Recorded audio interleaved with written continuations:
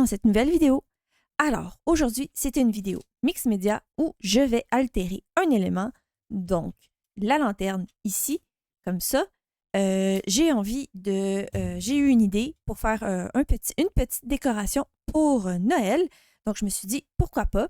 Et en plus, je vais utiliser des éléments qui se retrouvent au magasin de Scrap en masse, puisque je fais partie de l'équipe créative maintenant du magasin de Scrap en masse. Donc, j'ai quelques éléments d'une nouvelle collection de Stamperia que je suis tombée en amour avec. Je vais vous mettre évidemment les liens en dessous de la vidéo ici. Donc, j'ai les éphéméras de Stamperia de la collection, je cherche le nom, je me rappelle plus. Oui, c'est ça, c'est Gear Up for Christmas. Moi, je vous ai dit pour Noël, j'adore vraiment, vraiment, vraiment énormément tout ce qui est couleur très, très vintage pour Noël. Et donc, ça, c'est entièrement dans ma palette. J'ai aussi, je ne sais pas si je vais les utiliser, je sors des trucs, vous me connaissez, je sors plus que qu'est-ce que je vais utiliser. J'ai également l'éphéméra pack de Noël de Tim Holtz, celui-là de 2024. Donc, à voir si je vais l'utiliser.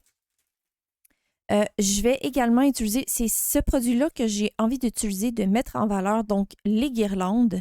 Ils ont de l'air un peu de rien comme ça, mais j'ai envie d'utiliser mes sprays pour les teinter, mettre de la couleur. Puis j'ai envie de justement rendre ça festif, ma petite lanterne, avec ça ici. Et puis, j'ai des clochettes qui se retrouvent, c'est des clochettes, je crois. Non. Et puis j'ai des clochettes parce que j'ai envie de venir en ajouter dans les petites décos. Bref, j'ai déjà une idée, j'ai déjà un plan en tête. Je vais venir mettre d'autres choses aussi qui sont dans ma collection que je possède déjà depuis l'année passée. Mais sachez que les éléments que je vous montre ici se retrouvent présentement sur le site de Scrap en masse. J'ai commencé mon projet, en fait, j'ai déjà mis du tape, du masking tape, en fait, pour protéger mes fenêtres parce que je suis quand même, quand je mets du gesso, je suis pas très délicate. Donc, juste pour s'assurer de ne pas en mettre partout, j'ai décidé de protéger au mieux que je pouvais les fenêtres de la petite lanterne. Et j'ai utilisé le Artist Tape ici, qui est vraiment... c'est vraiment comme... Ça me fait vraiment penser à un tape pour... comment dire? Comme ça. Donc, j'ai utilisé ici le Artist Tape qui se retrouve également chez Scrap en masse. Ça me fait vraiment penser à un Painter's Tape, mais il est vraiment plus... je le trouve moins...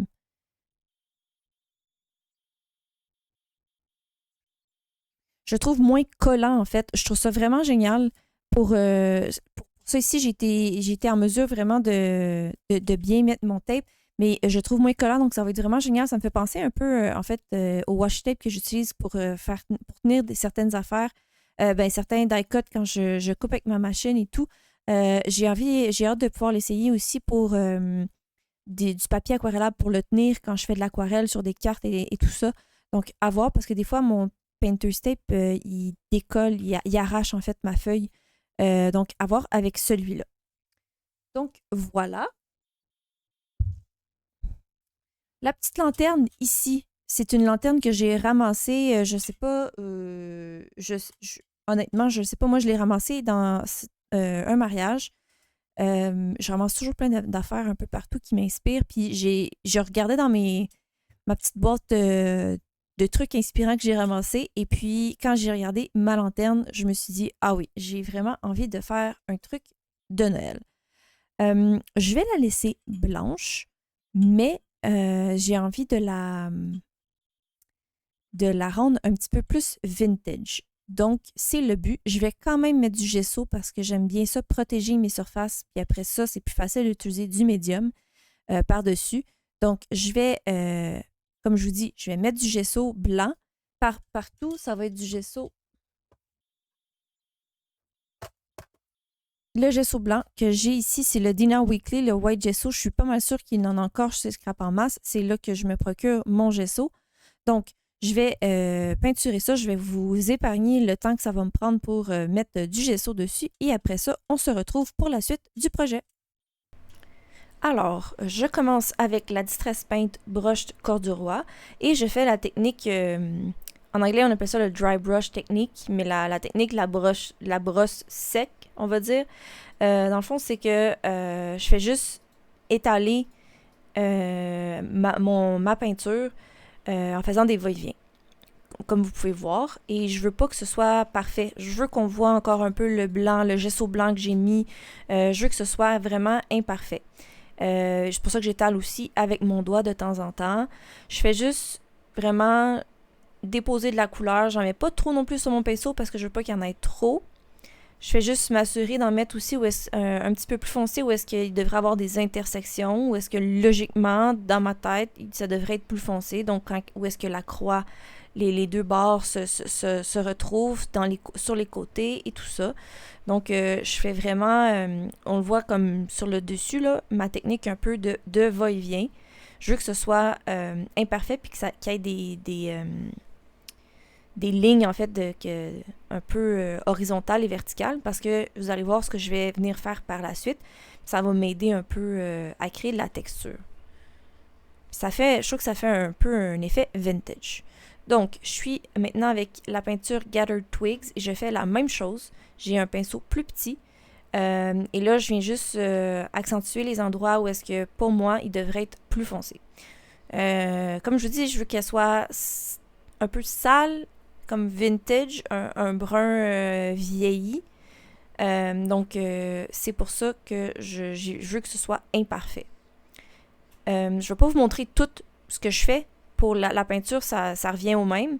Mais bon, fait que là, pour ça, je vous ai coupé en haut, mais vous voyez un peu, c'est la même technique que j'utilise. Comme c'est un plus petit pinceau, on a encore le plus pâle que j'ai mis.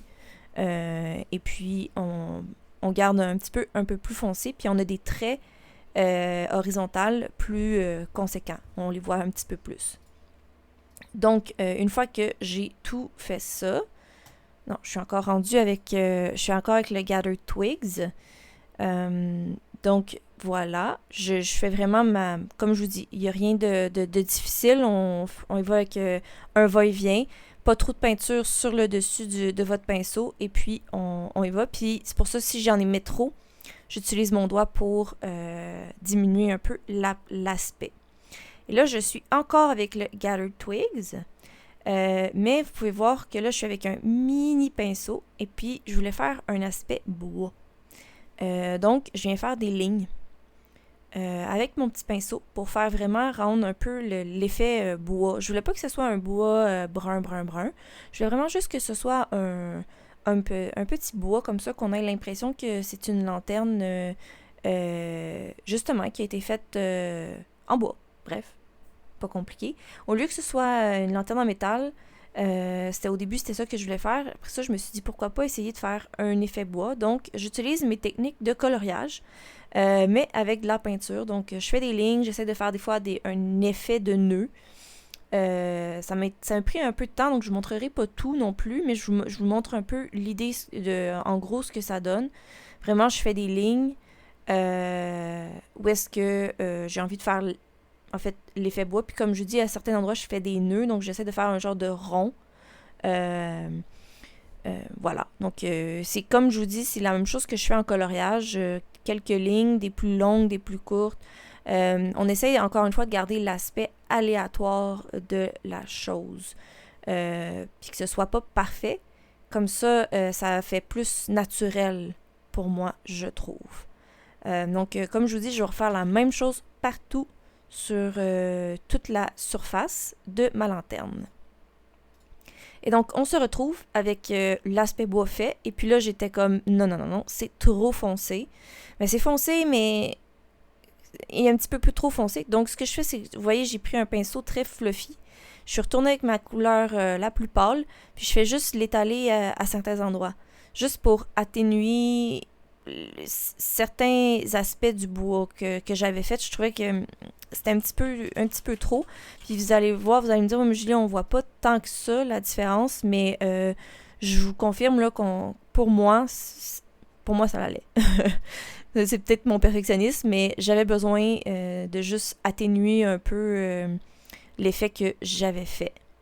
Donc, quand je vous dis qu'on peut toujours retravailler, c'est un exemple. Vous allez le voir un peu partout dans ce projet-là. Là, je suis avec la peinture Tarnish Brass. Donc, c'est un or bronzé que fait Distress Paint aussi, dans les Distress Paint, donc de Ranger. Et puis, je viens en mettre sur justement, ben, je sais pas, je trouve pas le mot, là, mais vous comprenez, vous voyez où est-ce que je les mets, où est-ce que la petite porte. Parce que je voulais qu'ils sortent quand même un petit peu. Mais je les peinture pas parfaitement. Ça paraît peut-être pas à la caméra, mais je les peinture pas parfaitement. Puis j'efface aussi un peu, J'enlève un peu de peinture avec mon doigt, juste parce que je veux que ce soit imparfait. Je veux que, justement, que ça a l'air vieilli un peu par le temps aussi. Donc, ouais, voilà. Donc, je fais toutes les petites sections qui, pour moi, devraient être en métal. Et voilà. Je vais faire aussi le dessus, le petit rond. Je vais vous le montrer plus tard, mais c'est ça. Je vais faire le petit rond aussi qui tient la genre de l'anneau. Ouais, donc c'est ça. Je fais l'anneau ici avec la même peinture. Puis comme je vous dis, je veux pas que ce soit parfait. Si on voit un peu de beige qui reste en dessous de brun, c'est correct. Alors maintenant, je vais prendre des greenery, donc des feuilles de sapin, de honeybee stems, des matrices, et je vais prendre un poinsettia que j'ai dans un kit de Spellbinder qui, de mémoire, date de l'année passée. Je voulais des poinsettias, donc j'ai trouvé un kit qui fonctionnait. Je vous invite à regarder chez vous ce que vous possédez. Ça se peut aussi que vous en avez en éphéméra. Moi, j'avais envie de le faire avec des matrices. Et puis, au lieu de prendre le feuillage qui venait dans le kit, je l'ai pris, vous m'avez vu, j'ai pris les plus gros feuillages qui venaient dans le kit de Honeybee Stems. Et puis, j'utilise un papier aquarellable de Strathmore avec ma Spellbinder Platinum 6 que je vais découper. Je ne vais pas vous montrer tout ce que j'ai découpé, mais j'en ai découpé beaucoup. Et je repasse plusieurs fois, malgré le fait que j'ai plusieurs shims en dessous, plusieurs plaques dans mon sandwich, parce que les petites branches de sapin, je vous dirais, c'est dur à découper quand même. Donc, je voulais m'assurer que ce soit facilement découpé dans mon papier cartonné qui est quand même aquarelle. Donc, là, vous me voyez utiliser mes sprays. Je me rappelle plus les couleurs que j'ai utilisées. Il y a Lumberjack Plate, c'est sûr, là-dedans. J'ai un mélange de Distress Oxide, de Distress Ink. J'aime beaucoup mélanger les deux types de spray. Et je trouve ça vraiment le fun de colorer les matrices, les die cuts en fait, les éléments qu'on a découpés avec nos matrices. Juste avec les sprays, c'est facile, puis c'est texturé. Donc, c'est vraiment le fun. Donc, vous me voyez jouer avec les verts. J'hésitais encore avec quelle couleur allait être le vert pour les feuilles de poinsettia parce que je voulais pas que ce soit le même vert, un vert un petit peu différent que les branches de sapin que j'ai choisi. Donc, j'ai un petit peu hésité. Puis, voilà. J'attends souvent que ça sèche avant de faire une deuxième couche avec mes sprays. Pour venir ajuster, pour venir faire de la texture. Vous voyez, j'ajoute de l'eau de temps en temps. J'enlève. Vraiment, amusez-vous avec vos sprays. C'est tellement le fun. De juste jouer avec vos couleurs, avec les réactiver à l'eau. Vous m'avez vu, moi, j'ai utilisé aussi mon essuie-tout pour venir rechercher, enlever un peu de couleur, tout ça. Puis là, je suis avec la même couleur, Lumberjack Plate, ça, je m'en souviens. Puis tout ce que je fais, c'est que je suis venue remettre un peu par-dessus pour avoir de la texture. Et pourquoi pas mettre un peu de blanc, parce que je trouvais ça intéressant de venir mettre un petit peu de blanc sur mon rouge pour venir créer encore une fois de la texture, des effets. Je ne vous l'ai pas montré, mais j'ai rajouté un petit peu de vintage photo sur mes branches. Ça paraît pas du tout ou peu à la caméra avec mes encres Distress Ink. Et puis là, je suis avec mon Glossy Accent. et je mets de façon aléatoire sur mes branches du Glossy Accent. Puis après ça, je viens tremper mes branches dans des paillettes, donc le Distress Glitter Clear Rock Candy, pour venir faire comme si mes branches étaient remplies de neige. C'est très subtil parce que c'est transparent. C'est pas de la neige blanche, mais je voulais juste un peu de paillettes. Un peu de paillettes. Je voulais que ce soit hivernal, mais je voulais pas que ce soit blanc, si on comprend. Vous pourriez utiliser du gesso, d'ailleurs, juste pour mettre ça blanc au lieu d'utiliser de la paillette. Et puis là, ce que je suis en train de faire, j'utilise un petit pointeur, un petit point dotting tool avec une efface pour venir plier, faire que mes feuilles, ma fleur, vous avez vu, elle est comme assez surélevée par elle-même, juste en faisant un rond dans le milieu. Donc, je veux juste venir donner du volume à mon papier, en fait, tout simplement. Et puis, je vais mettre des petits bijoux, un petit centre à ma fleur transparent. Je voulais pas qu'il soit d'une autre couleur. Donc, voilà, avec mon petit outil pour le ramasser.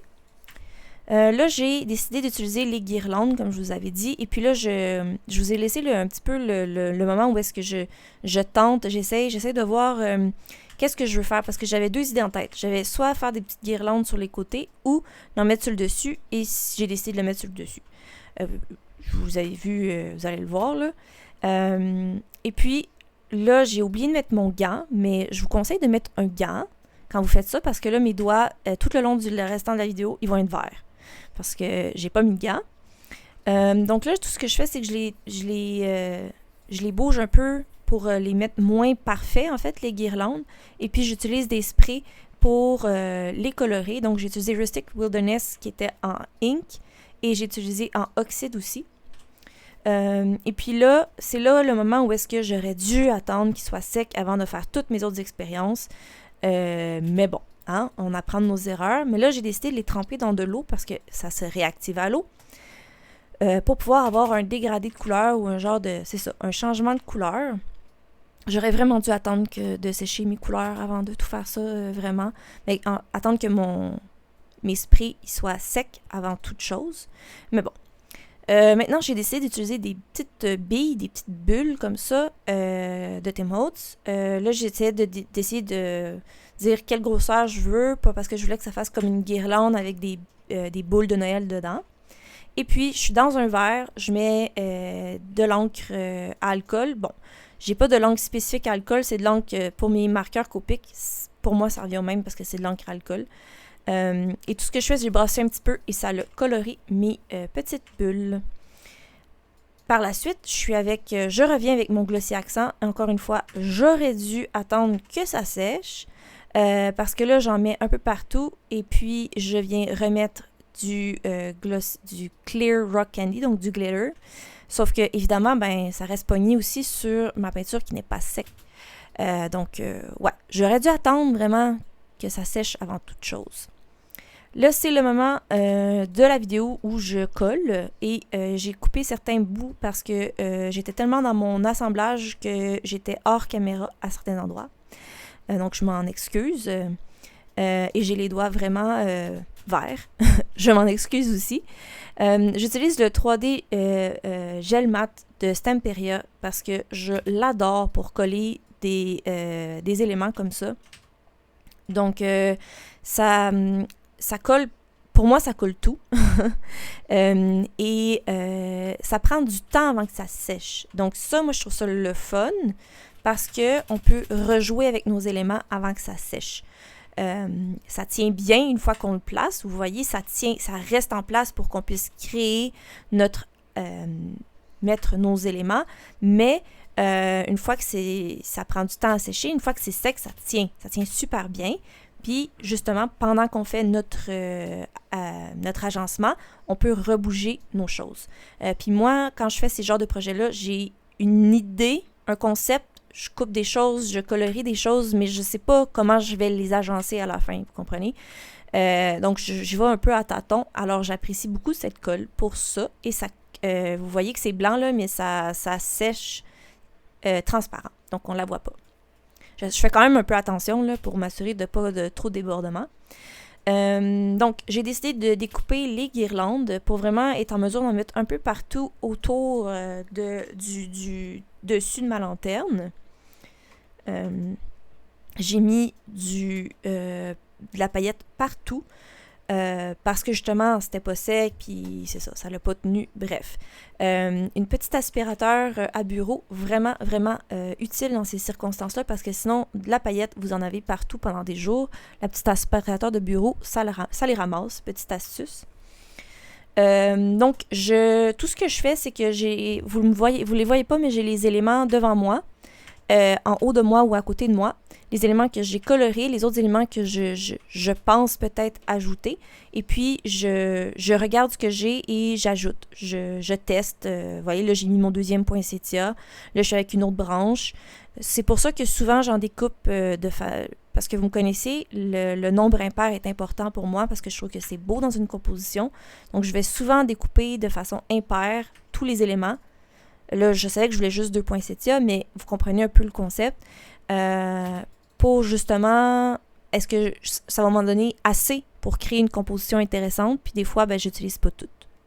Bref, là, j'ai toutes mis je vous ai coupé parce que on voyait pas ce que j'étais en train de coller, mais j'ai toutes collé mes petites guirlandes. Maintenant, je vais coller mes petites billes. Ça aussi, je vous montrerai pas toutes parce que ça a quand même été long. Mais même colle, je le mets dans la guirlande parce que je veux créer comme des boules de Noël, en fait. Malheureusement, il ne me restait pas beaucoup des petites. Donc, bon, c'est ça. J'ai fait avec. J'en avais des qui étaient un petit peu grosses pour la guirlande, mais bon, je trouve ça cool pareil. C'est beau. Ça crée... c'est ça. Ça crée... je sais pas comment dire. J'ai juste contraste en tête, mais vous comprenez un peu ce que je veux dire. Maintenant, je mets les petites clochettes. J'ai mis un fil pour les petites clochettes et puis je vais les mettre avec une petite boucle pour qu'elles tiennent, évidemment. Petite boucle, bien difficile à faire. Puis la boucle, je vais la coller, vous allez voir. Comme je vous dis, difficile à faire. Et j'aime bien coller, tout dépendant qu'est-ce que je fais avec mes boucles. Souvent, j'aime bien coller juste l'endroit où est-ce que le nœud pour m'assurer qu'elle soit exactement où ce que je veux, tu sais, qu'elle ait la bonne place, mettons. Voilà. Ça, c'est ça. Là, je suis un petit peu... c'est un petit peu tricky, mais voilà. Et puis, c'est le moment où j'utilise mes autres éléments de Stamperia de la collection Gear Up for Christmas. Je m'en étais déjà sorti quelques-uns, j'avais testé. Testé. Ceux-là qui m'inspiraient. Je sors ceux qui m'inspirent pour le projet qui est en cours. J'aimais bien le For You. Donc, voilà. J'aime ça quand je fais des projets mixed media de me dire qu'à chaque fois qu'on tourne le projet ou l'élément 3D que je suis en train de faire, qu'il y ait quelque chose de différent, qu'il y ait comme, pas une histoire, mais quasiment une histoire. Fait que tu sais, comme à l'avant, on a la petite porte, on a le poinsettia, on a la plus grosse guirlande qui descend, on a des petites clochettes. En arrière, on a le For You avec les cannes de Noël, c'est trop cool. On a d'autres couleurs de guirlandes. On a d'autres styles de feuilles, tout ça. Donc, c'est vraiment cool. C'est vraiment intéressant pour ça quand on fait des genres de compositions comme ça. De penser un peu à créer une scène différente ou complémentaire à chaque fois. Donc là, c'est ça. J'essayais des choses. J'ai rajouté des petites étoiles. J'aime beaucoup les petites étoiles en chipboard qu'il y a dans la collection. Là, c'est tout à fait random, mais j'avais oublié de la peinturer, ma petite chandelle que j'ai faite. J'ai utilisé de la colle chaude pour faire comme quoi que la chandelle, elle avait fondu. Et puis, j'utilise les mêmes couleurs que j'ai utilisées pour la lanterne, avec la même technique, les mêmes brosses, comme vous voyez, pour venir colorer la chandelle, pour venir colorer la colle chaude que j'ai faite un peu tomber pour faire aspect chandelle. J'avais fait une base aussi avec du gesso blanc, juste pour m'assurer qu'il y a une bonne adhération. Vous le savez, je suis une fan du gesso. Je prime souvent mes surfaces. Donc, voilà. Je retourne à mon collage. Donc, j'ai trouvé les petites boucles.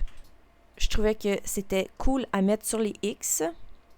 Je ne vais pas les mettre sur toutes les X. Comme je vous dis, je veux qu'il y ait, quand on tourne, qu'il y ait quelque chose de différent à chaque fois, qu'il y ait une idée différente à chaque fois.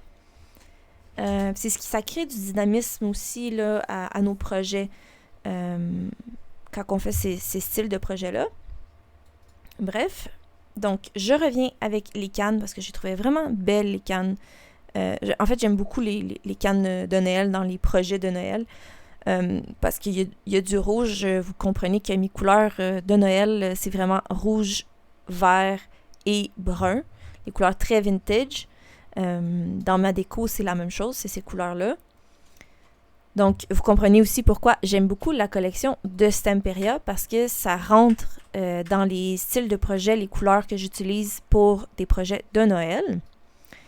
Ah oui, c'est ça, les petites étoiles. Vraiment, j'adore beaucoup les petites étoiles.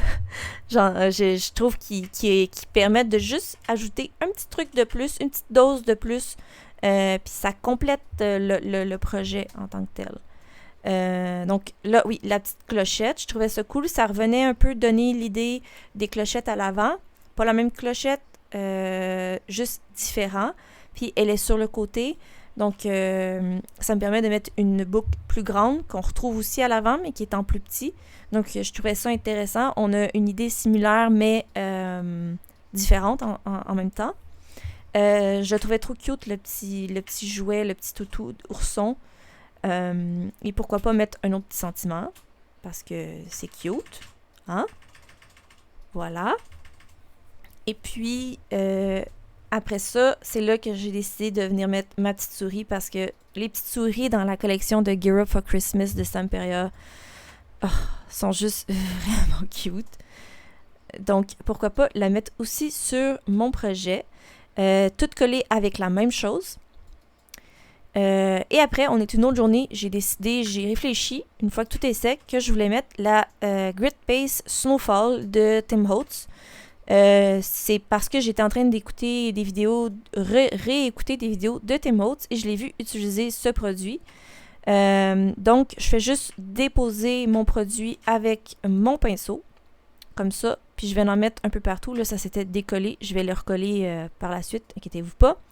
Je veux juste donner l'aspect, ça va sécher transparent, hein? Ça il faut le savoir, ça va pas rester blanc. Je voulais juste donner l'aspect que, tu sais, tant qu'avoir mis de la paillette, ben, faire comme si mes guirlandes étaient enneigées, ben, il faudrait bien qu'il y ait de la neige aussi sur ma lanterne, parce que clairement, elle est dehors dans mon idée.